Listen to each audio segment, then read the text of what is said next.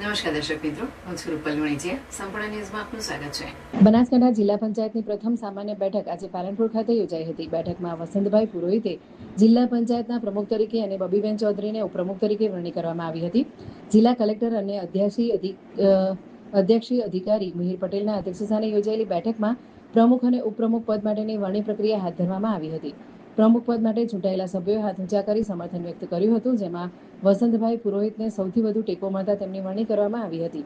આ ઉપરાંત કારોબારી ચેરમેન તરીકે પ્રધાનજી રાઠોડ, પક્ષના નેતા તરીકે આંચલ યશકુમાર બ્રહ્મભટ્ટ અને દંડક તરીકે મનહરબા ચૌહાણની નિમણૂક કરવામાં આવી હતી.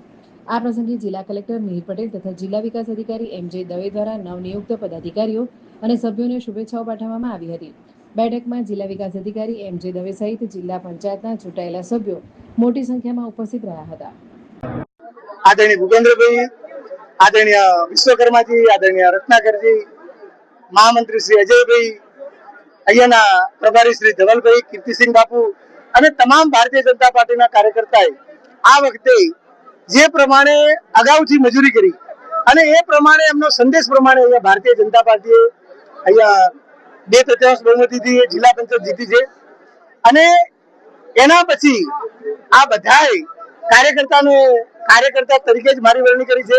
હું માત્ર પ્રમુખ એ પ્રતિક છું. ભારતીય જનતા પાર્ટીનો તમામ કાર્યકર્તા પ્રમુખ છે અને એ પ્રમાણે કામ કરશે પ્રજાનું કે તમામ એક એક કાર્યકર્તા ભારતીય જનતા પાર્ટીનું કામ કરશે.